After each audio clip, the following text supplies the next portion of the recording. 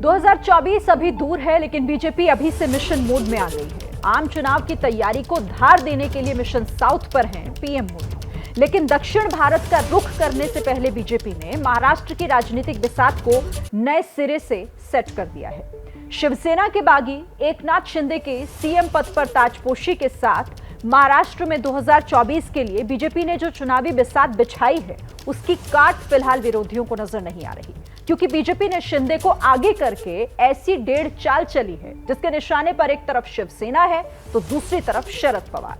सत्ता के इस खेल में किसकी होगी जीत और किसे मिलेगी मात?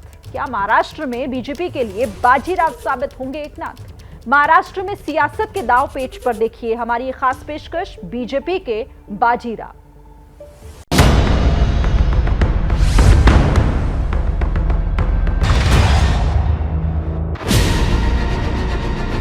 मराठा साम्राज्य के चौथे छत्रपति शाहूजी महाराज के पेशवा यानी प्रधानमंत्री बाजीराव ने 18वीं सदी के शुरुआत में अपने रण कौशल के दम पर साम्राज्य की सरहदों को नई मंजिलें दी।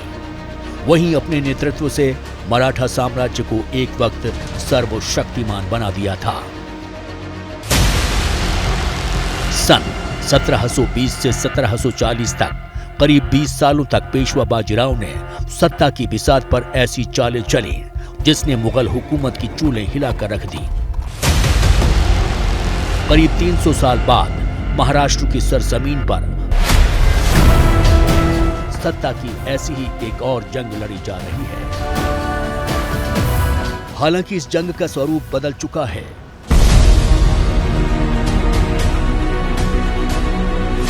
और इसके किरदार भी अलग हैं, लेकिन सत्ता की बिसात पर एक किरदार ऐसा है जो नजर आता है आज के युग का बाजीराव।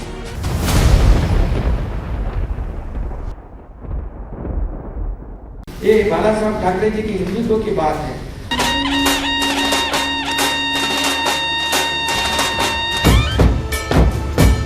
शिवसेना से बगावत करके और बीजेपी के समर्थन से मुख्यमंत्री बनने वाले एकनाथ शिंदे क्या बन गए हैं बीजेपी के बाजीराव?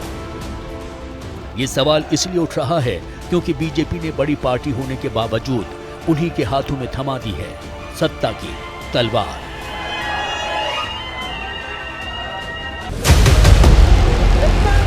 खुद को शिवसैनिक बताने वाले एकनाथ शिंदे के निशाने पर सबसे पहले कौन है और किस पर वो कर रहे हैं वार पर वार? ये बात भी अभी किसी से छुपी नहीं है और इसीलिए सवाल ये भी है कि क्या अपने मिशन में कामयाब हो पाएंगे बीजेपी के बाजीराव? मैं शिवसेना और भारतीय जनता पार्टी का मुख्यमंत्री हूँ और जनता के दिल का मुख्यमंत्री हूँ और निश्चित रूप से जनता के लिए मैं बहुत काम करूँगा और इसके ऊपर मैं अभी पूरी स्पष्टता से कुछ बोलना नहीं चाहता हूँ। समय पर जरूर बोलूंगा। शिवसैनिकांमध्ये संभ्रम निर्माण करण्यासाठी शिवसेनेचा मुख्यमंत्री हा तसा शिवसेनेचा मुख्यमंत्री नाही, कारण शिवसेनेला बाजूला ठेवून शिवसेनेचा मुख्यमंत्री होऊ शकत नहीं। महाराष्ट्र के राजनीतिक मैदान में सेनाएं नए सिरे से सज चुकी हैं। सत्ता पक्ष और विपक्ष के बीच घेराबंदी भी अब नए सिरे से हो रही है। नया मिशन है, नई योजना है, नई तैयारी है और मुख्यमंत्री के तौर पर एकनाथ शिंदे के लिए ये एक नई पारी है। लेकिन शिंदे के मिशन इम्पॉसिबल की बात से पहले सत्ता की बिसात पर बीजेपी के बाजीराव बनने की उनकी कहानी पर नजर डालना भी जरूरी है। आखिर कैसे आखिरी वक्त में पलट गई बाजी और देवेंद्र फडणवीस की जगह हो गई शिंदे की ताजपोशी? वो फडणवीस सर है, उनका भी धन्यवाद अदा करता हूं क्योंकि उनकी उसमें अहम भूमिका रही है। खबरें सामने निकल कर आई कि जब उन्हें ये बताया गया तो उनकी आंखें एकदम नम हो गई, क्योंकि प्रेस कॉन्फ्रेंस में उन्होंने कहा था कि वो सरकार में शामिल नहीं होंगे। अचानक इस तरह से फैसला क्यों बदला गया? वो पार्टी का उनका मामला है। उन्होंने मुझे कहा था कि मुझे पार्टी ने बहुत बड़ा बनाया, सर्वोच्च पद पर बिठाया, अभी पार्टी कहती है तुम्हें ये जिम्मेदारी निभानी है, तो पार्टी का आदेश मेरे लिए अंतिम है। देवेंद्र फडणवीस को बीजेपी मुख्यमंत्री बनाती तो शिवसेना आरोप लगाती कि मराठा के ऊपर ब्राह्मण को तरजीह दी गई। शिवसेना भी एकनाथ से सवाल करती कि मंत्री बनने के लिए बगावत क्यों की। महाराष्ट्र में करीब 3% ब्राह्मण वोट हैं और ये भी एक वजह है कि मराठा नेता एकनाथ शिंदे के आगे ब्राह्मण समाज से आने वाले देवेंद्र फडणवीस का सत्ता आखिरी वक्त में कट गया। देवेंद्र फडणवीस हो या गडकरी हो, उनको एक ब्राह्मण नेता के रूप में देखा जाता है महाराष्ट्र में।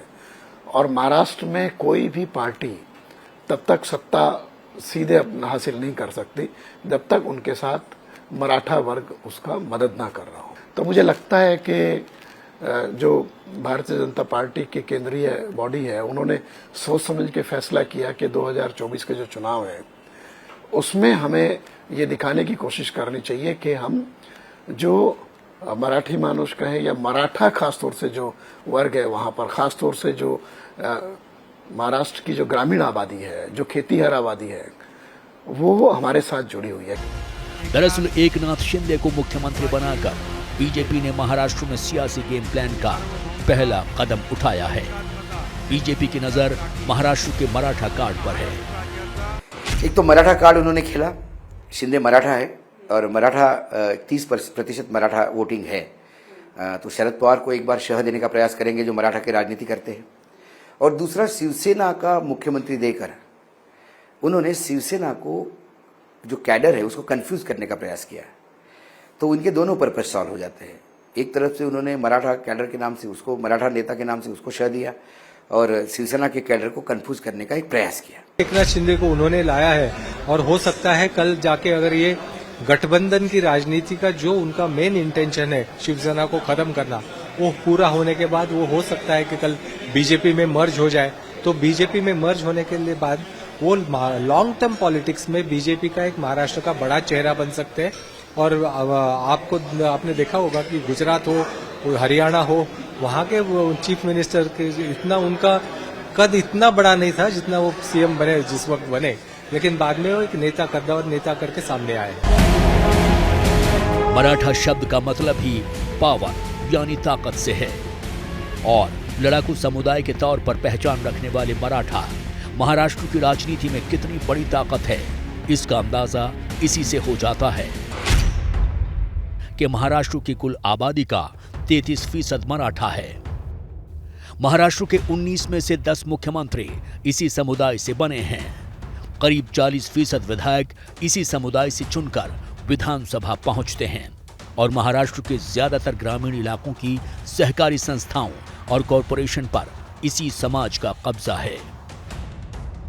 मराठा वोट की इसी ताकत की वजह से 2019 के चुनाव में जहां शिवसेना ने 39% मराठा समाज के लोगों को टिकट दिए, वहीं एनसीपी ने 28, बीजेपी ने 20 और कांग्रेस ने 9% मराठा लोगों को टिकट बांटे। साल 1950 से लेकर 1980 तक मराठा वोट ज्यादातर कांग्रेस के पक्ष में जाते थे। वहीं 1980 के बाद धीरे धीरे ये शिवसेना और बाद में शरद पवार की नेशनलिस्ट कांग्रेस पार्टी की तरफ शिफ्ट हो गए।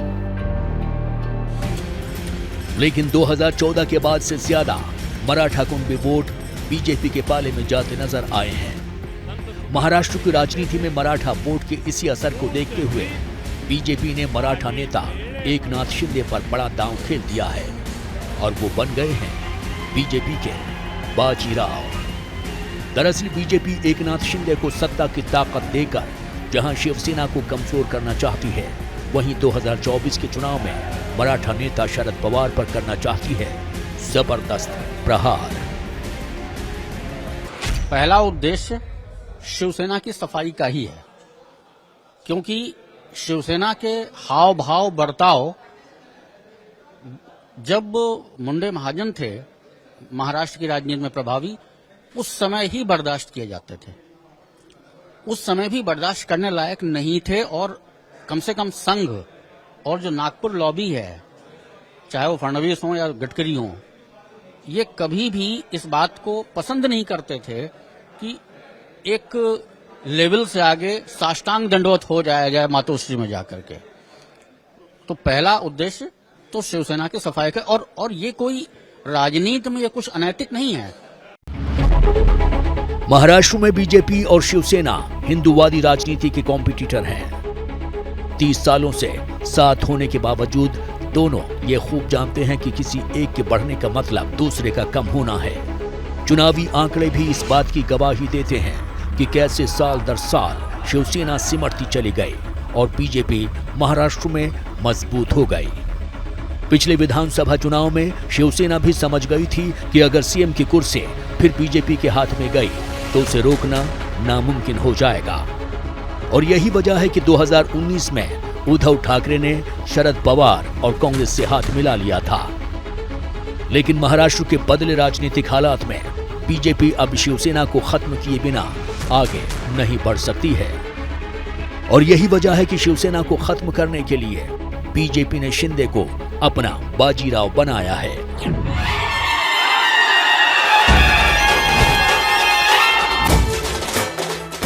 मी एकनाथ संभाजी शिंदे। अब लड़ाई शिवसेना पर कब्जे की है। बाला साहेब ठाकरे की विरासत की है, जिसमें एक तरफ शिंदे गुट है तो दूसरी तरफ उद्धव ठाकरे खड़े हैं। शिवसैनिकों के बीच छिड़ी इस राजनीतिक जंग में किसकी होगी जीत और किसे मिलेगी हार, ये तो आगे पता चलेगा। लेकिन इस जंग में सबसे ज्यादा फायदा बीजेपी को होने वाला है। कहीं ना कहीं ये भाजपा के मन में है कि वहां पर बीजेपी वर्सेस अदर्स रहे, वो सबसे बड़ी पार्टी है। और क्योंकि भाजपा का जो मूल एक तरीके का उनका जो आइडियोलॉजी है वो हिंदुत्व है और शिवसेना की आइडियोलॉजी भी हिंदुत्व है। और कहीं अगर हम देखें 91 से लेकर के जब मुंबई दंगे हुए और ब्लास्ट हुए और जो व्यक्तित्व बाला साहब ठाकरे का रहा, तो शिवसेना का जो हिंदुत्व है वो भाजपा से बहुत कड़ा हिंदुत्व रहा है। लेकिन हाँ, इस वक्त बीजेपी का जो एक लॉन्ग टर्म एक स्ट्रेटजी है वो यही है कि शिवसेना कमजोर हो जाए और ये जो हिंदुत्व का वोट बैंक है उसका बंटवारा ना हो, वो सीधा हमारे पास रहे। एकनाथ शिंदे को सीएम बनाने के पीछे एक बड़ी वजह यह भी है कि बीजेपी अभी ये परखना चाहती है कि बाल ठाकरे के बेटे उद्धव ठाकरे की कुर्सी और पार्टी छीनने पर महाराष्ट्र की जनता कैसे रिएक्ट करती है। चुनाव में अगर इसका उल्टा असर पड़ा तो नतीजे सिर्फ शिंदे और उनके गुट को भुगतने होंगे। सरकार का चेहरा न होने की वजह से बीजेपी काफी हद तक खुद को इससे बचा लेगी। लेकिन अब सेना को लड़ना होगा बीजेपी से, और बीजेपी के सामने जो महाभारत में जो भीष्म का वध हुआ था तो अर्जुन ने बाण चलाए थे, सामने कोई और था। तो इसमें सामने शिंदे को रखेंगे, वध प्रयास करेंगे शिवसेना का करने के। मैं वो शब्द यूज नहीं करना था क्योंकि मुझे किसी मतलब एक एग्जाम्पल दिया मैंने। मैं एकनाथ शिंदे को बहुत अच्छा इंसान मानता हूँ तो लेकिन ऐसा एकनाथ शिंदे को के खंदे से तीर चलेंगे। एकनाथ शिंदे को सीएम बनाने के दांव की एक और वजह एशिया के सबसे अमीर नगर निगम बृहन मुंबई म्युनिसिपल कॉरपोरेशन यानी बीएमसी पर कब्जे की लड़ाई है। बीजेपी का प्रमुख एजेंडा शिवसेना से बीएमसी को छीनना है। इस साल सितंबर में बीएमसी के चुनाव होने हैं और इनमें बीजेपी की नजरें शिवसेना के वोट बैंक को कमजोर करने की है। दरअसल मुंबई में शिवसेना की ताकत बीएमसी में उसकी मजबूत पकड़ से ही आती है। शिवसेना 1985 में बीएमसी में सत्ता में आई थी और तब से बीएमसी पर उसका कब्जा बरकरार है। 2017 के चुनावों में बीएमसी पर कब्जे के लिए शिवसेना और बीजेपी के बीच कांटे की लड़ाई हुई थी और 227 सीटों में से शिवसेना को 84 और बीजेपी को 82 सीटें मिली थी। शिंदे का फुटप्रिंट जो है ठाणे और पालघर, ये तो पालघर का भी कुछ एरिया, पालघर भी पूरा नहीं कह सकते, यहाँ से ज़्यादा शिंदे आपको कहीं नहीं मिलेंगे। महाराष्ट्र में 127 कारपोरेशन है, महानगर पालिकाएं, उनमें से 6 कारपोरेशन ऐसे हैं जहाँ के कारपोरेटर्स ने कहा कि हम शिंदे के साथ जा सकते हैं, वो उसी बेल्ट की है। बाकी 21 कारपोरेशन जो है जहाँ पे 1-2 जगह पे शिवसेना है भी नहीं, वहाँ के तमाम कारपोरेटर्स इंक्लूडिंग मुंबई और सारे के सारे उद्धव ठाकरे के साथ है। ये इंडिकेट करता है कि मुख्यमंत्री बनने के बाद भी मुझे नहीं लगता कि कैडर उनके साथ जाए। इसके पहले भी एक मुख्यमंत्री छोड़ के चले गए, मतलब नारायण राणे मुख्यमंत्री थे लेकिन शिवसेना मुख्यमंत्री के साथ नहीं गई, शिवसेना ठाकरे के साथ रही। ये शिंदे जी आए हैं, उनके साथ कुछ एमएलए आए हैं, लेकिन महाराष्ट्र का सीएम ये बहुत बड़ा पद है, तो ये सरकार का परफॉर्मेंस दिखाना, ये अलायंस वर्कआउट होता है वो देखना, क्योंकि जो लोग आए हैं वो अगर अलग से गुट बना के बैठेंगे तो जो लोग आए हैं उसमें से कुछ वापस भी जा सकते हैं, तो कल जाके फिर से शिवसेना को ताकत न दे वो लोग। इसलिए मुझे लगता है कि उनको बहुत बड़ा रोल निभाना पड़ेगा, क्योंकि ये बीजेपी की ये रणनीति सिर्फ सत्ता हथियाने के लिए नहीं थी, उनको शिवसेना को महाराष्ट्र की राजनीति से हमेशा के लिए निकालना ये उनका सपना है। मुंबई महानगर क्षेत्र में अब बीजेपी को एक पके पकाए मराठा नेता एकनाथ शिंदे के रूप में मिल गए हैं। मुंबई महानगर क्षेत्र में शिंदे का मजबूत प्रभाव है। एमएमआर क्षेत्र में बीजेपी के पास नेता तो हैं, लेकिन शिंदे के तोड़ का नेता कोई नहीं था। मुंबई महानगर क्षेत्र में 7 बड़ी महानगर पालिकाएं, 60 विधानसभा सीटें और 10 लोकसभा सीटें आती हैं। इतने बड़े इलाके में बीजेपी और एकनाथ शिंदे की ताकत मिलकर बड़ा खेल कर सकती हैं। लेकिन फिलहाल सवाल ये है कि सीएम की ताकत से लैस एकनाथ शिंदे क्या शिवसेना पर काबिज हो सकेंगे? क्या शरद पवार को पछाड़कर मराठा वोटों पर अपना प्रभाव बढ़ा सकेंगे? इन सवालों का जवाब अगर हां होगा, तभी बीजेपी के मिशन 2024 के लिए एकनाथ शिंदे साबित हो सकते हैं बीजेपी के Bajirao.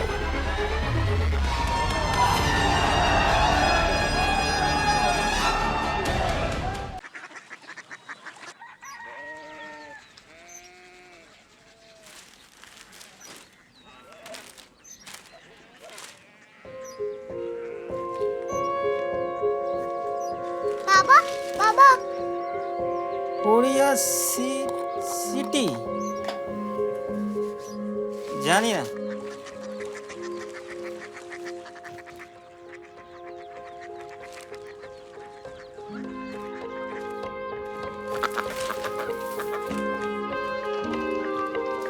Korea city?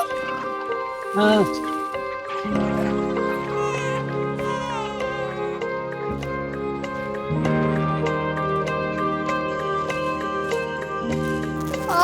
Korea city कहाँ पे है?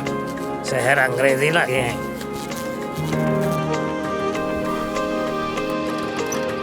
Korea city.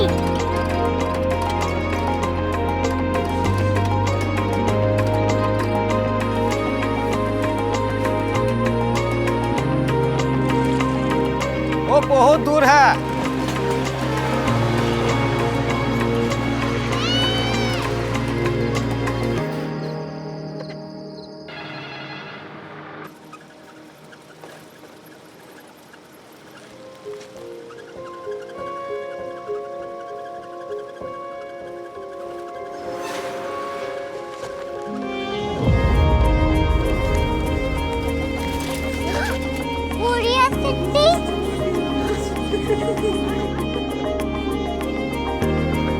दुनिया कुछ लोग बड़े होते हैं। कोरिया सिटी कहाँ है? प्रोफेसर साहब को पता होगा।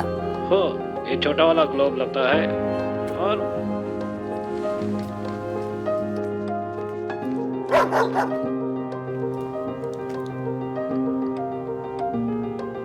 पता नहीं, मेरी बेटी से जाके मिल लो, शायद उसे मालूम हो।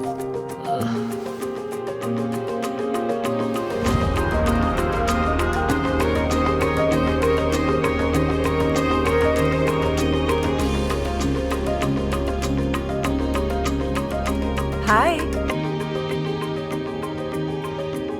बाबा ने भेजा है। Come here. Korea city. Korea city नहीं, क्यूरियोसिटी। वो क्या? That's what brought you here? जो तुम्हें यहाँ तक ले आया। क्यूरियोसिटी।